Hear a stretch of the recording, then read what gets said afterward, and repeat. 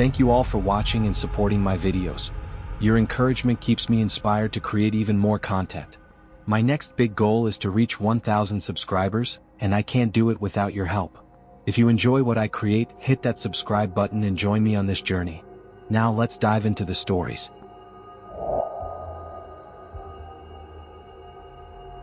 It was supposed to be a perfect night. Candles flickered in the restaurant windows, soft music drifted through the chilly February air, and couples walked arm in arm along the quiet streets of the small town. Emma and Daniel had been together for just under a year, and this was their first Valentine's Day as a couple. They had just finished dinner at a cozy Italian place and decided to take a walk through the town square before heading home. Snow crunched softly under their boots as they walked, Emma's gloved hand tucked into Daniel's pocket for warmth. But someone was watching them. At first, Emma thought she was imagining things. The feeling of being watched was subtle, just a faint prickle at the back of her neck. She turned once or twice but saw nothing except other couples enjoying the evening. Then she heard it. Footsteps. Not the casual, random sounds of people walking. These were deliberate. Measured. Matching their pace. She glanced at Daniel, who was telling a story about a coworker's disastrous attempt at making homemade pasta. She didn't want to interrupt him, didn't want to sound paranoid. But when she turned again, her breath caught. A man in a dark coat stood beneath a street lamp. He wasn't close, but he wasn't far, either. His face was hidden under a hood, his posture unnervingly still. The moment their eyes met, he stepped back into the shadows. "Did you see that?" Emma whispered, tightening her grip on Daniel's arm. "What?" Daniel followed her gaze, but the man was gone. "I thought," she shook her head. "Never mind."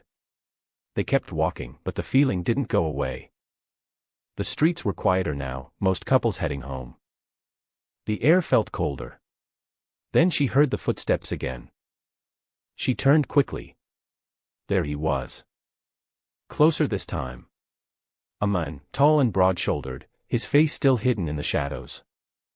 "Okay, let's get out of here," Emma said, keeping her voice low. Daniel didn't argue. He pulled out his phone, probably to call an Uber, but the screen flickered, low battery. Damn it. He shoved it back in his coat pocket. "Let's just cut through the park. It's faster." Emma hesitated. The park was poorly lit, a shortcut most people avoided at night. But staying on the street didn't feel safe either.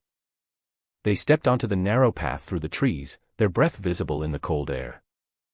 A lone street lamp flickered at the entrance, casting long, distorted shadows. Behind them, the footsteps continued. Faster now. Emma's heart pounded. She turned her head slightly and saw the men step onto the path behind them, moving with purpose. Daniel noticed too. He grabbed Emma's hand. "Run." They sprinted down the path, their boots slipping on patches of ice. Emma's lungs burned, her pulse roaring in her ears. The footsteps behind them quickened. Then, silence. She risked a glance back. The man was gone. Daniel was breathing heavily. Did he stop? Emma's pulse was still racing. She turned in a slow circle, scanning the darkness. The park was eerily still. A false sense of relief settled over them. "Let's just go," she whispered. They reached the exit of the park and stepped onto the main road, where the distant hum of traffic felt reassuring. They hurried toward Daniel's apartment, a few blocks away. Neither of them spoke until they reached the door. Daniel fumbled with his keys, his hands shaking slightly. "Let's just get inside," Emma urged. The door unlocked, and they rushed in, bolting it behind them. They stood in silence for a moment, catching their breath. Then Emma's phone buzzed in her coat pocket. She pulled it out.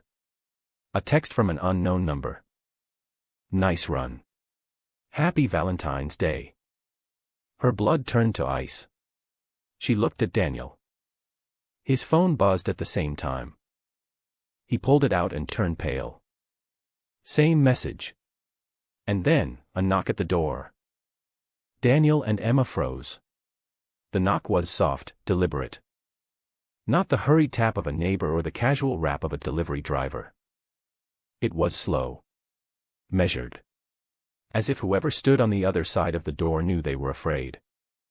Emma's fingers tightened around her phone. The apartment was silent except for the muffled hum of a television from the neighbor's unit. Daniel took a cautious step toward the peephole. Emma grabbed his wrist. "Wait," she whispered. Her heart pounded so hard she could hear it in her ears. The door had 2 locks, the standard one and the deadbolt. She prayed Daniel had locked both. Another knock. A chill ran down her spine. Daniel inhaled sharply, squared his shoulders, and looked through the peephole. Emma saw his entire body tense. "What?" she whispered. He didn't answer right away. When he turned back to her, his face was pale. "No one's there." Emma swallowed hard. "What do you mean?" "I mean, there's nobody outside." "I heard it. I swear to God, someone knocked, but," he gestured toward the door. "There's no one." Emma's phone buzzed again. "Open the door." She gasped, nearly dropping her phone. Her hands were trembling so hard that she struggled to unlock the screen. Daniel's phone vibrated in his pocket. He pulled it out and stared. Same message. The air in the apartment felt suffocating. "Call the police," Emma whispered. Daniel didn't argue. He tapped the emergency number with shaking fingers and lifted the phone to his ear. Emma strained to listen. The ringing. The automated voice. And then, nothing. Daniel pulled the phone away from his ear, staring at the screen. Call failed. Emma tried hers. Same thing. No signal. Daniel cursed under his breath. "There's no way. We had service a second ago." The knock came again. They both jumped. This time, it was louder. Emma's chest tightened with panic. "Check the windows." Daniel nodded and rushed toward the balcony. They lived on the 3rd floor, and their building faced an alley. No one could climb up, at least, no one should be able to. Emma checked the front window. The street was empty. No cars passing by, no late-night pedestrians. Just the faint glow of streetlights reflecting on the damp pavement. No one. She turned back to Daniel, whose face was set in grim confusion. "No one out back either," he muttered. A sinking realization crept into Emma's mind. "How did he get our numbers?" Daniel's expression darkened. Her phone buzzed again. "You don't have to let me in. I'm already here." Emma's breath caught in her throat. She read it twice, unable to process the words. And then, a soft creak from the hallway. The sound of a door slowly, carefully, opening. Not the front door. The bedroom. Daniel heard it too. His head snapped toward the sound, his body going rigid. Emma felt like she was drowning in fear. The apartment was small. The only way inside was through the front door or the locked windows. No one could have gotten in. It wasn't possible. But someone was here. Daniel grabbed the nearest object, a heavy candle holder from the kitchen counter. Emma stood frozen as he took slow, cautious steps toward the bedroom. The door was open just an inch. A sliver of darkness. Daniel hesitated, then pushed it open. The room was empty. Nothing out of place. No signs of entry. And yet, Emma couldn't shake the feeling that something was wrong. Daniel exhaled sharply. No one's here. Emma wasn't convinced. She stepped into the room hesitantly, scanning every shadowed corner. Then she saw her phone screen light up again. A photo. Her stomach dropped. It was a picture of their bedroom. Taken from inside the closet. Emma's breath hitched. Slowly, her eyes lifted toward the closet door. It was slightly open. Just a crack. A shape shifted in the darkness inside. She didn't scream. She couldn't. The terror had stolen her voice. Then, the closet door swung open. Daniel and Emma froze. The knock was soft, deliberate. Not the hurried tap of a neighbor or the casual rap of a delivery driver. It was slow. Measured. As if whoever stood on the other side of the door knew they were afraid. Emma's fingers tightened around her phone. The apartment was silent except for the muffled hum of a television from the neighbor's unit. Daniel took a cautious step toward the peephole. Emma grabbed his wrist. "Wait," she whispered. Her heart pounded so hard she could hear it in her ears. The door had 2 locks, the standard one and the deadbolt. She prayed Daniel had locked both. Another knock. A chill ran down her spine. Daniel inhaled sharply, squared his shoulders, and looked through the peephole. Emma saw his entire body tense. "What?" she whispered. He didn't answer right away. When he turned back to her, his face was pale. "No one's there." Emma swallowed hard. "What do you mean?" "I mean, there's nobody outside." "I heard it. I swear to God, someone knocked, but," he gestured toward the door. "There's no one." Emma's phone buzzed again. She flinched and glanced down. "Open the door." She gasped, nearly dropping her phone. Her hands were trembling so hard that she struggled to unlock the screen. Daniel's phone vibrated in his pocket. He pulled it out and stared. Same message. The air in the apartment felt suffocating. "Call the police," Emma whispered. Daniel didn't argue. He tapped the emergency number with shaking fingers and lifted the phone to his ear. Emma strained to listen. The ringing. The automated voice. And then, nothing. Daniel pulled the phone away from his ear, staring at the screen. Call failed. Emma tried hers. Same thing. No signal. Daniel cursed under his breath. "There's no way. We had service a second ago." The knock came again. They both jumped. This time, it was louder. Emma's chest tightened with panic. "Check the windows." Daniel nodded and rushed toward the balcony. They lived on the 3rd floor, and their building faced an alley. No one could climb up, at least, no one should be able to. Emma checked the front window. The street was empty. No cars passing by, no late-night pedestrians. Just the faint glow of streetlights reflecting on the damp pavement. No one. She turned back to Daniel, whose face was set in grim confusion. "No one out back either," he muttered. A sinking realization crept into Emma's mind. "How did he get our numbers?" Daniel's expression darkened. Her phone buzzed again. "You don't have to let me in.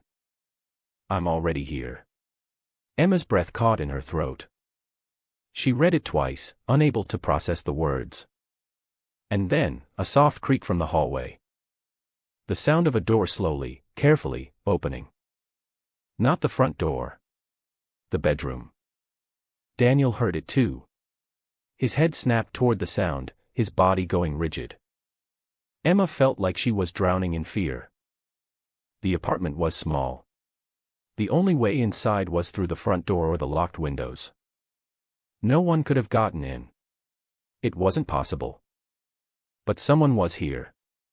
Daniel grabbed the nearest object, a heavy candle holder from the kitchen counter. Emma stood frozen as he took slow, cautious steps toward the bedroom. The door was open just an inch. A sliver of darkness. Daniel hesitated, then pushed it open. The room was empty. Nothing out of place. No signs of entry. And yet, Emma couldn't shake the feeling that something was wrong. Daniel exhaled sharply. No one's here. Emma wasn't convinced. She stepped into the room hesitantly, scanning every shadowed corner. Then she saw her phone screen light up again. She lifted it with trembling fingers. A photo. Her stomach dropped. It was a picture of their bedroom. Taken from inside the closet.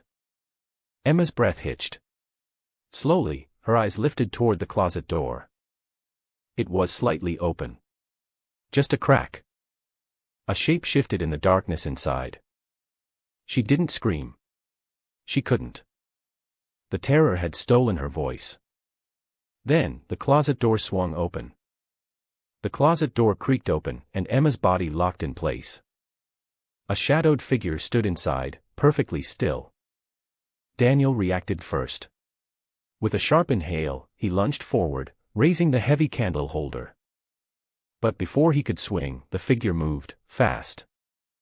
A gloved hand shot out, grabbing Daniel's wrist with terrifying strength. Emma stumbled backward, her breath caught in her throat. The dim light from the hallway cast just enough illumination to reveal him. The stalker. He was tall, dressed in black, his hood still up, obscuring most of his face. But Emma could see his mouth, a twisted, satisfied grin. Daniel struggled, trying to yank his arm free, but the man's grip was unrelenting.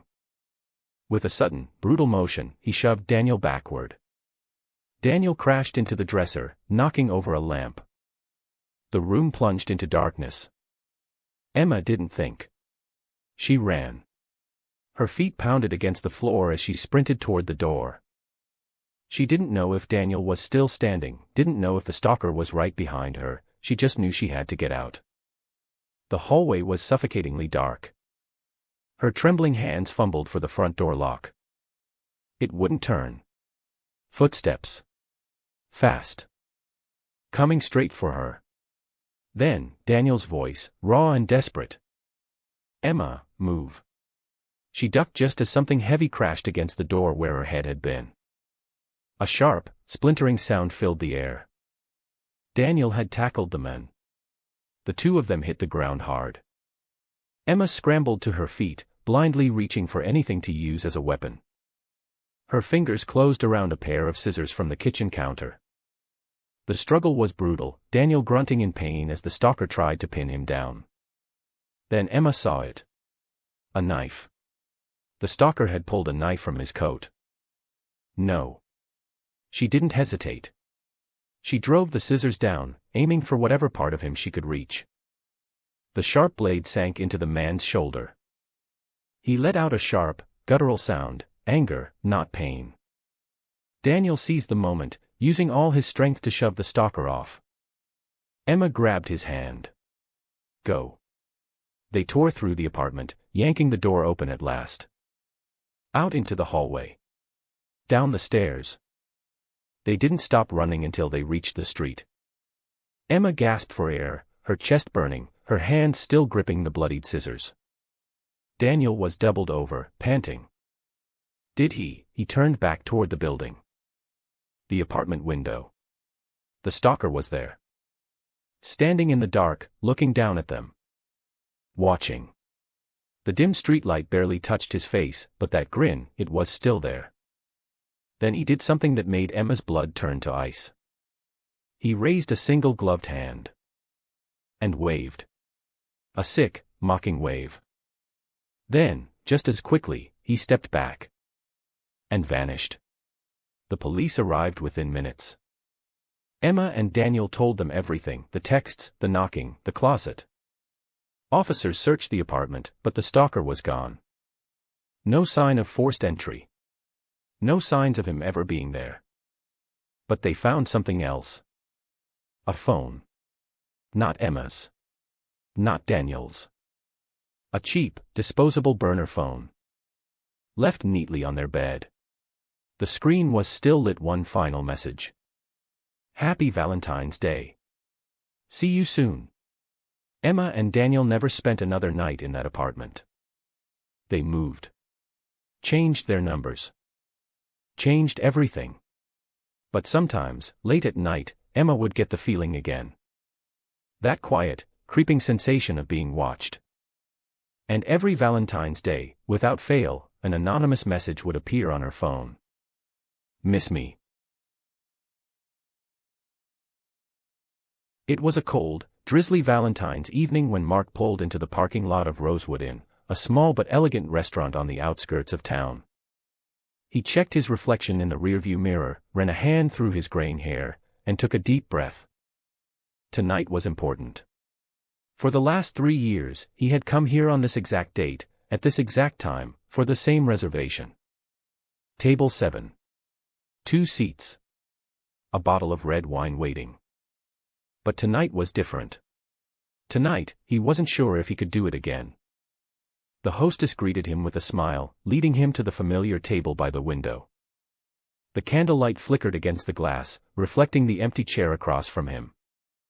"Will she be joining you shortly, Mr. Caldwell?" the young waitress asked hesitantly. Mark hesitated, fingers tracing the edge of the menu. "No, not tonight." The waitress nodded and left him alone. Mark exhaled slowly and reached into his coat pocket, pulling out a small, folded note. It was yellowed at the edges, creased from being opened and closed too many times. "Meet me at Rosewood Inn, just like always. 7 p.m. Forever yours, Claire." Mark swallowed hard. Claire had written that note 4 years ago. It had been their tradition, a promise to meet at the same place, same time, every Valentine's Day. Even after she was gone. A sharp pang of grief twisted in his chest. It had been 3 years since the accident. 3 years since a reckless driver had taken Claire away from him on the very night they were supposed to meet here. But he still came. Every year. He didn't know why. Maybe habit. Maybe hope. Or maybe because of what happened last year. Mark clenched his jaw, forcing his hands to steady. He hadn't told anyone about it, not even his closest friends. It was too impossible. Too terrifying. Last Valentine's, as he had sat alone at this very table, he had felt it, a presence. A whisper-soft touch on his shoulder. The scent of Claire's perfume in the air, faint but unmistakable.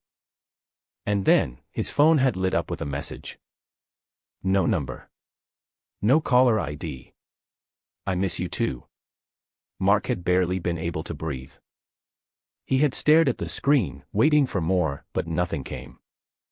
The restaurant was nearly empty by then. The staff had assumed he was simply another lonely man drinking away memories. But he knew. He had left that night shaken, questioning his own sanity. He had tried to rationalize it, maybe it was a glitch, an old message somehow resent. But deep down, he felt it had been real. And now, as he sat alone on another Valentine's night, a quiet dread settled over him. Would it happen again? The minutes stretched on. The restaurant bustled with couples laughing, clinking glasses, lost in their own worlds.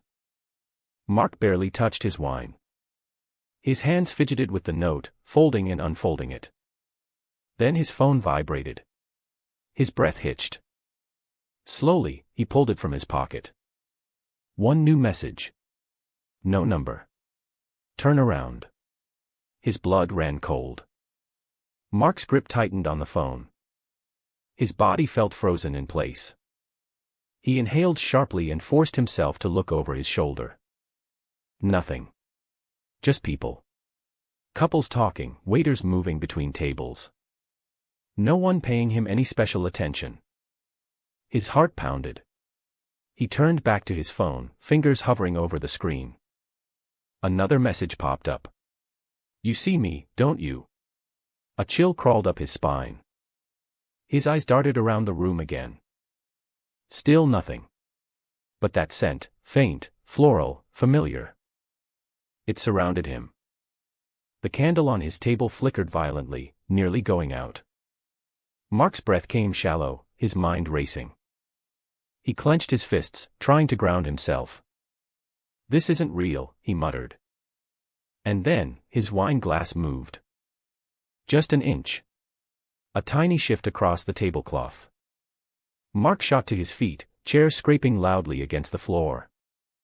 A few heads turned his way, but he barely noticed. His phone buzzed one last time. Don't leave yet. One last dance. Mark's vision blurred. The restaurant, the people, it all faded. He could almost hear the soft hum of a song Claire used to love, playing faintly, impossibly, beneath the restaurant's music. Tears welled in his eyes. He gripped the edge of the table, steadying himself. And then, just for a moment, he felt it. A soft warmth. A ghost of a touch against his hand. A final goodbye. The candle flickered one last time. Then went out. Mark exhaled shakily, a weight lifting from his chest. He folded the note one last time, placing it on the table. Then, with a bittersweet smile, he whispered, "Happy Valentine's Day, Claire," and walked away. As Mark stepped out into the cold night, the weight of the moment settled deeper into his bones. The light drizzle had turned into a steady rain, the streets reflecting the glow of distant streetlights. He felt numb, like he had just awoken from a dream or a nightmare. His breath puffed in the cold air, and for the first time in years, he felt the sharp sting of closure. But the ache in his chest refused to fade. Mark made his way to his car, moving slowly, as if the world around him was still in a fog. He slid into the driver's seat, his hands gripping the wheel tightly. He stared ahead, unsure of where he was going. The streets seemed foreign now, even though he had driven them countless times. He wasn't sure if he was heading home or simply driving to avoid facing the silence that awaited him. The phone buzzed again, cutting through the stillness. Mark didn't hesitate this time. He picked it up, heart pounding in his chest as his fingers swiped across the screen. The message was short, just a few words, but they chilled him to the core. "Don't forget me." He stared at the words, not knowing what to feel. Was it her? Was it a trick of his mind? A cruel game his grief had played on him for so long. Mark slammed the phone back down into the passenger seat, trying to shake off the feeling that was creeping back in. But something in him, the deep, primal part of him, knew that this wasn't just his grief talking. The presence, the smell, the messages, it all felt too real to be dismissed. His headlights sliced through the rain as he drove, not thinking, just moving. The night stretched on, dark and endless, until the familiar sight of his home loomed up ahead. He parked in the driveway, but instead of rushing inside to escape the storm, he sat there for a moment, staring at the house. The memories seemed to haunt every corner of the place. Claire's laughter in the kitchen. The way she used to hum as she made dinner. The quiet moments when they'd just sit together, hands intertwined, not needing to say anything at all. He should go inside. He should close the door behind him and let the weight of the world slip away, like he had done so many nights before. But he didn't. Instead, he stepped out of the car, the rain soaking through his coat almost immediately. The sound of the raindrops was deafening, but there was something else now. A whisper, barely audible against the storm. "Mark." His heart stopped. His eyes darted around, but there was no one. The street was empty, the houses dark, the world holding its breath. "Mark."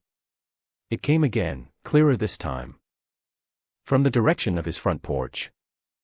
He turned, his legs stiff as he walked toward the door, dread pooling in his stomach. He reached for the doorknob, his fingers trembling. When he opened the door, the first thing he saw was the soft glow of the hallway light. And then, the unmistakable scent of Claire's perfume filled the air. For a moment, he just stood there, unable to move. His pulse raced, his mind reeling. There, in the dim light of the hallway, was a figure. It was her. Or, at least, the shape of her, too ethereal, too translucent to be real. Claire. Her name escaped his lips in a whisper, but she didn't respond. She just stood there, looking at him with those eyes that once held all the love he thought he would never lose. The air around her shimmered like heat rising from the ground, and for a brief moment, Mark wondered if he had finally lost his mind. But then, a soft smile tugged at the corners of Claire's lips. She didn't speak, but her eyes told him everything he needed to know. The same comfort, the same warmth he had felt all those years ago. "Are you really here?" Mark choked out. She didn't answer, but she stepped closer, her presence surrounding him like a gentle breeze. Her hand reached out, brushing his cheek with a tenderness that took him by surprise. It felt like nothing he had ever experienced before, both distant and so immediate, like she had never left. Tears welled up in Mark's eyes, but they didn't fall. Instead, he leaned into the touch, his heart full of 1,000 unspoken words. The past 3 years, the years of grief, of trying to move forward, it all seemed so distant now. And then, just as quickly as she had appeared, Claire took a step back. She looked at him one last time, her gaze filled with both sorrow and peace. With a final, soft sigh, she began to fade, her form blurring at the edges. "Goodbye, Mark," she whispered, her voice barely more than a breath. Mark reached out, but she was already gone. The hallway was empty again, the smell of perfume lingering in the air. He stood there, unable to move, for what felt like an eternity. His body trembled, but there was no fear now. Just a profound sense of release. The ache in his chest had been replaced by something else, something he couldn't name. It wasn't goodbye. Not really. Mark closed the door behind him, his heart lighter than it had been in years. He didn't need answers, didn't need closure. He had felt her. She had been there, and that was enough. As he stood in the silence of his home, the rain outside began to taper off. And for the first time in a long while, Mark smiled.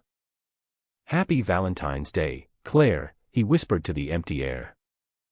And he knew, deep down, she could hear him. Mark sat in the darkness of his home, enveloped by a silence that felt so heavy, he could almost collapse under its weight. But his heart beat steadily now, without the usual pain that he had carried for years. He no longer felt the emptiness that had consumed his soul. No, now there was peace. True peace. He stood up as the realization came to him, it was over. Something old and heavy had stayed in the past. Now, there was room for something new. For life. And that was a big step, a great gift, one he hadn't expected but accepted with gratitude.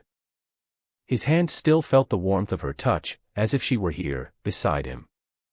He walked through the hallway and entered the bedroom. The bed was cold, empty, but it didn't bother him now. It didn't matter. On the nightstand in the bedroom, he saw a photo they had taken on their last trip together. They were both laughing, and the future had seemed so simple and natural. "I will love you forever, Claire," he whispered into the darkness. Then, suddenly, he felt it. The same scent. Light, floral, familiar. The wind had opened the window, bringing with it the fragrance, and with it, the echo of something important. He didn't look back. There was no need. Mark lay down on the bed and closed his eyes. He no longer had questions, no longer had fears. He knew she would always be with him, in his heart, in his memories, in every moment he would live from now on. And when morning finally came, filling the room with soft light, Mark was ready for a new beginning. A new life that awaited him, with all its joys and challenges. Just a few steps beyond the pain. He walked to the window and gazed at the sky. It was clear, fresh after the night's rain. "Thank you, Claire," he whispered, not expecting a reply. And now he could live again.